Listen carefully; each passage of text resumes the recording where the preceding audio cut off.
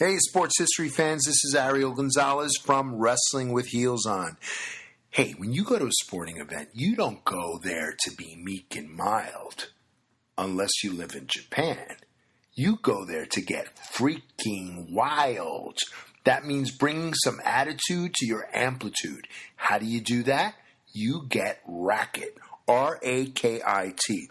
Racket combines a compact 7-inch megaphone, 8 powerful adjustable LED lights, noisemakers, an insert you design, and it's all fully customizable to match your team's colors. Now, here's the coolest thing about this product. J.J. Abraham, the founder, was the ultimate cheer dad. He followed his daughter's cheer group around the country, and he saw parents struggling using all sorts of crazy contraptions to make some noise for their kids. And then he had an aha moment. He thought, wait, why not combine all of these doodads into an all-in-one compact device for the ultimate fan? JJ and his team worked 3 years on developing version after version after version until they finally landed on Racket, R-A-K-I-T, so you can make some noise and cheer and be a part of the action. So get out there and let's get loud. Bring a racket to your next game or competition to cheer on your favorite team or athlete. You can customize your racket with your own logos, drawings, and names. Get beads to match your team's colors. Flashing lights add to the excitement. Are you ready to make a racket? Be part of the game. Each racket pack comes with 1 racket megaphone, 1 lanyard to keep a hold of the thing, 2 scratch-resistant bead packs, 1 clear and 1 color of your choice, and a 10-pack of customizable self-adhesive inserts. Currently on sale, wait for it, $24.99. To pick up your racket today, head to myracket.com. That's myraket.com. Now get out there and make some noise.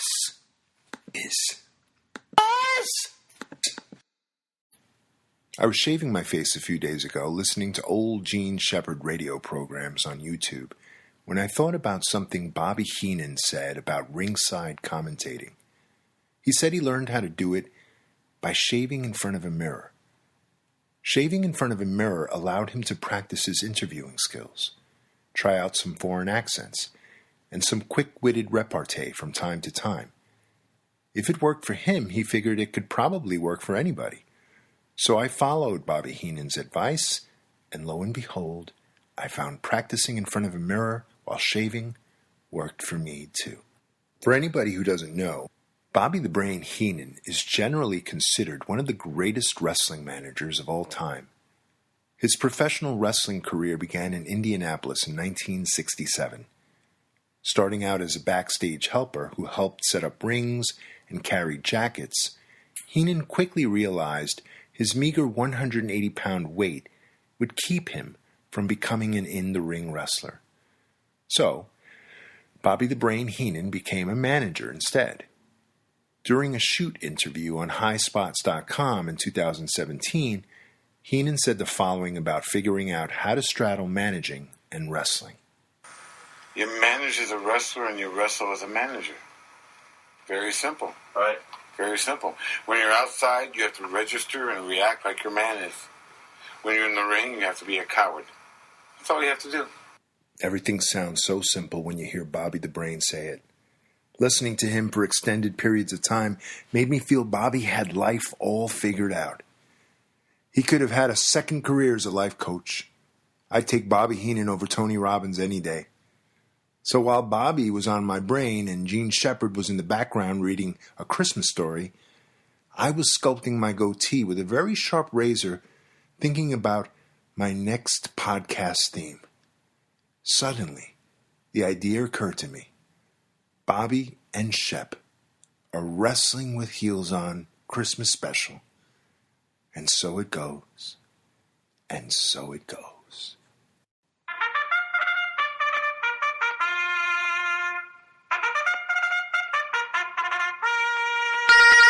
Excelsior! Excelsior! How are you? Tonight, on Christmas Eve at 11 p.m., you have nowhere to go, nowhere to be, but right here with me. And if that is the case, I will regale you with a Christmas story from my latest book, Wherefore Art Thou? It was Christmas Eve, 1977, 2 months before the blizzard of 78. We had just arrived to Brooklyn from a holiday visit to some of my denim and leather-wearing motorcycle club cousins in Perth Amboy, New Jersey. The high that day was 38 degrees, and the low was 32. The 32nd day in the past 6 weeks, beginning November 2nd, to have a diurnal variation of less than 10 degrees. My old man wanted my mom, my little brother Ronnie, and me to get out of the car fast. It was 11 p.m., and he desperately wanted to get to bed, as he had a 5 o'clock wake-up call for work in a few hours. The screen process printing company he worked for would be open on Christmas Day, and he, with a family of 4 to take care of, couldn't afford to be late for work again. So out we went, out of my dad's warm Oldsmobile in a flurry of hurry-ups, and leave that, we'll get it in the mornings, and into our cold railroad apartment on 45th Street and 3rd Avenue, Sunset Park, Brooklyn. My mother was so tired, she sent Ronnie and me straight to bed in our street clothes, skipping our nightly back rubs, skipping our cups of warm chocolate milk. I'd gone to sleep without back rubs before, but that wasn't new. But how could I ever get to sleep without my nightly sedative cup of warm leche con chocolate? I was only 6 years old at the time, but a sense of impending doom rippled through my body. Where would I find solace? And then it hit me. How could I have forgotten? All I had to do was turn to my newest toys, my 2 newest toys, the ones Santa had dropped off to me in Perth Amboy. They were sleeping on either side of me, weren't they? Weren't they? No, they weren't. Stretch Armstrong and Stretch Monster were not with me. They were in the car, and the weather was supposed to drop to freezing temperatures overnight. Suddenly I bolted upright in bed and yelled, Mom, I left Stretch Armstrong and Stretch Monster in Daddy's car. You have to go out there and get them. With that, Mother entered the room and quickly set me straight. No, he's not. He has to get up soon for work. If you left him in the car, that's your problem. Now go back to sleep before I take a belt to your butt. Ah, the ever-loving thread of the belt to the butt. One of many methods Puerto Rican mothers use to discipline their children. This was one step up from a chancletazo, a spanking with a flip-flop. Worse than a belting was a buckling, the use of a belt buckle to inflict more punishment. Putting up your hands, even though it was purely instinctive, to fend off the belt was a surefire way to earn a buckling. I went back to bed with nary a murmur. When I woke up a few hours later, Stretch Armstrong and Stretch Monster were by my bedside. The old man had been merciful to them and me, after all, by bringing them in from the cold. What were Stretch Armstrong and Stretch Monster, you ask? Why, they were 2 of the most popular toys of the 1970s. Stretch Armstrong was a muscle-bound, all-American, blonde beefcake, action figure that could be stretched from his normal size of 15 inches to 4 inches to 5 feet. Armstrong could be stretched out that far because he was made of latex rubber, filled with a syrupy material that allowed for his elasticity. Stretch Monster basically did the same thing as Armstrong, but meaner and greener, as he had reptilian green skin, red eyes, and 2 snaggle teeth jutting from either side of his mouth. As I pulled on Stretch Armstrong's legs, I quickly found out he'd lost his pliability, and so had Stretch Monster. The frigid overnight temperatures had frozen them as solid. In addition, they had small punctures on their skin from where dabs of gooey pink liquid had oozed. This was surely the syrupy substance that gave Armstrong and Monster their elasticity. Filled with a strong urge to touch the substance, I remembered what my cousin Mimi had told me about eating the liquid inside of Stretch Monster. She told me my stomach would explode, just like Mikey from Life Cereal. Poor Mikey had mixed Pop Rocks and Coca-Cola on a whim, and his stomach couldn't take the combination of the two highly combustible substances. Because Mimi was 8 years older than me, I believed everything she told me. And believe me, folks, I was this close not to putting the syrup in my mouth when I happened to see the following words in the toy instructions. His insides are safe and non-toxic. This was all the permission I needed to go ahead and sample the syrupy material, which was really just gelled corn syrup. I figured it couldn't be any worse than the bad taste of a bar of soap in my mouth, but I quickly found out it was just as bitter and metallic. Whoever said this stuff tasted like corn syrup was a liar. I then proceeded to taste the gelled syrup that had crystallized on Stretch Monster's chest to see if it tasted any different. And of course, it was more of the same bitter, metallic taste. After sampling the viscous concoction in my toys like some depraved pint-sized glucose vampire, I began feeling a bit strange. It wasn't quite a sick feeling, but one of mild disorientation. The urge to hide the damage done to my newly acquired gifts had disappeared, replaced by a new need to tell my mother the truth and the nerve to ask for brand new toys. What, pray tell, had gotten into me? Why wasn't I scared of getting a good belting for my insolence? Or worse, a buckling? And more importantly, who was that man descending from the ceiling into our living room? It wasn't Santa Claus, I can tell you that much. This fellow was wearing a red sequin jacket with a matching sequin bow tie, a black shirt, and red pants. His glittery suit made the entire living room sparkle. He had light blonde hair, just like Stretch Armstrong, and looked just as squat. My mother was busy cleaning the kitchen and did not appear to notice the stocky blonde disco ball with legs in the living room. I yelled out to my mother, but she did not turn her head to look. She was oblivious to everything but the pine saw in her hands. The short blonde man in the red sequin outfit looked at me and said, "She can't hear you. But don't be scared. My name is Bobby Heenan. Have you ever heard of me?" When he asked me that, I shook my head no. Fair enough. I'm from the spirit world. The spirit world's broken up into regional territories, just like wrestling organizations. I've got the Northeast. That means I'm a big deal.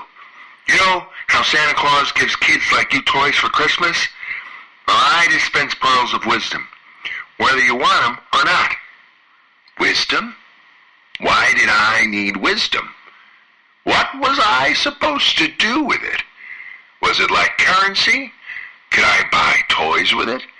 And why was I getting it from this stranger?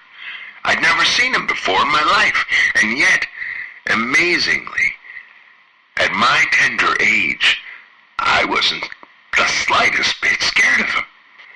Look, kid, I have 15 other homes to stop by today, so I need you to sit down and listen to the wise things I have to tell you, or else I'm out of a job. Nintendo? I slowly nodded my head and asked, Are you Santa Claus? No, kid. Being Santa Claus is a much better paying gig. The problem is, I don't weigh enough to qualify for that job. Met by the blank look on my face, Bobby Heenan stopped mid-sentence and sighed. I'm only supposed to give you 12 pearls of wisdom, and that's what I'm going to do. Most of these aren't even going to make sense to you. You're only 6 years old, for Pete's sake. Are you ready to hear the pearls of wisdom or not? I nodded enthusiastically, not knowing what to expect. For the first time in my brief, wondrous life, I felt fearless and open-minded, up for anything. All right, then, here's number 12.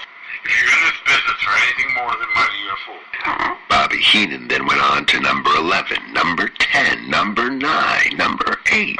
Talking will always get you better off. Will help you more than your body or your belt. It always does. You gotta have fun when you do. You gotta have fun. I don't care how much money you make. If you don't have fun, it don't mean nothing.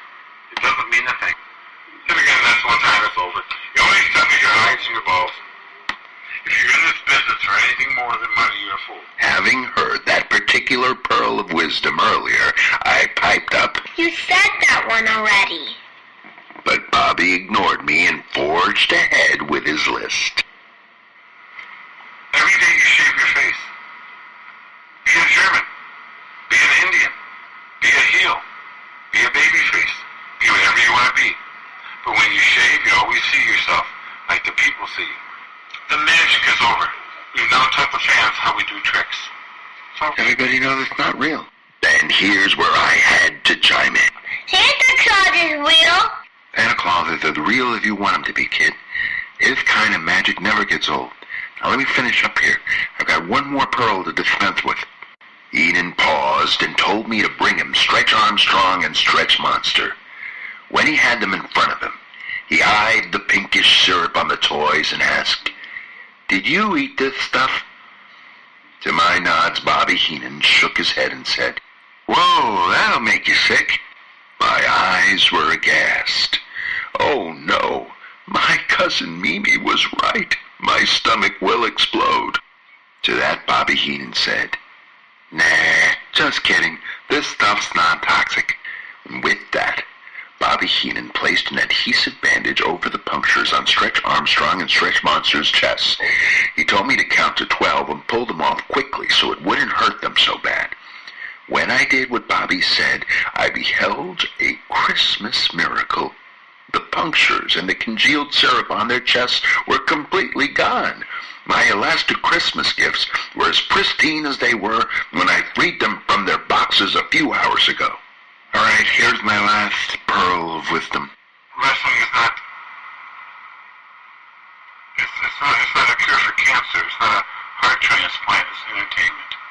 Have fun with it. And with that last pearl of wisdom, Bobby Heenan started to float up toward the living room ceiling. And as he did, I called out to him, Thank you, Bobby Heenan. The magic is over. Everyone knows how we do the tricks.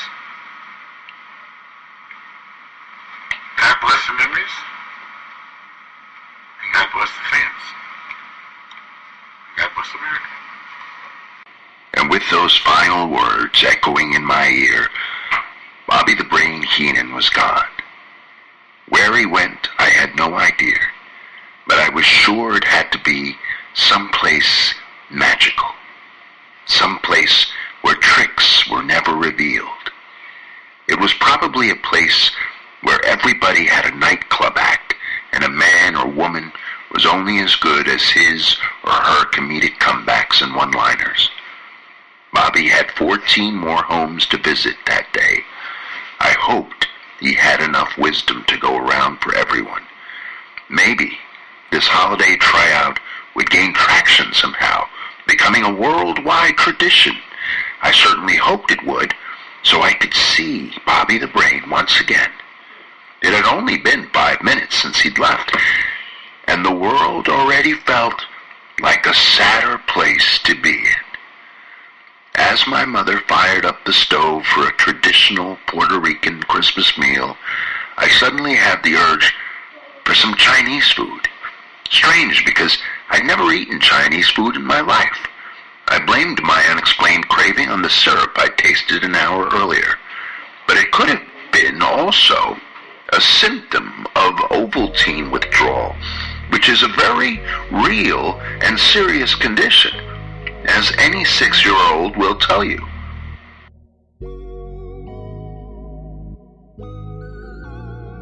You've been listening to Wrestling with Heels On. Join me next year as we take another stroll down Villainy Lane, only on the Sports History Network. Special thanks to my wife, Wendy, my kids, Gregory and Gabriella, for helping me out with this one. Happy holidays, everyone. You manage as a wrestler and you wrestle as a manager. Very simple, right? Very simple. When you're outside, you have to register and react like your man is. When you're in the ring, you have to be a coward. That's all you have to do. Hey there, sports history fan. This is Arnie Chapman, a.k.a. the Football History Dude, and I hope that you enjoyed this recent episode presented by the Sports History Network and were able to learn some good old-fashioned sports history knowledge nuggets. I started the Sports History Network back in 2020 with the mission to help podcasters find a community of like-minded sports history nerds, as well as helping aspiring podcasters to start their own shows. We have a little bit over 30 shows on the network right now covering all sorts of sports history, but as far as I'm concerned, we're just at the toothpick in the ocean moment, that can't even figure it out because there's so much more coming. We wanted to create the ultimate headquarters for sports yesteryear, starting with Podcast Network and our website, but we're going to continue to move into other mediums as well. And here's the cool part, because we want you to be part of our team. So if you're interested in starting your own podcast, or maybe being a guest on one of our shows, or who knows, maybe even writing an article for us over on the website. Seriously, all you gotta do is reach out to us on the contact page over at sportshistorynetwork.com. You can be as technologically savvy as a Neanderthal tapping on a stone trying to figure out this whole hieroglyphics thing back in the day. Again, it doesn't matter, because even if you don't understand the whole podcast space, we have a production team that can pretty much help you out with doing everything. All you gotta do, head over to sportshistorynetwork.com, head to the contact page, fill it out. That message goes right to me, and I'll reach out to you as soon as I can. But for now, dude, I'm through if you're through.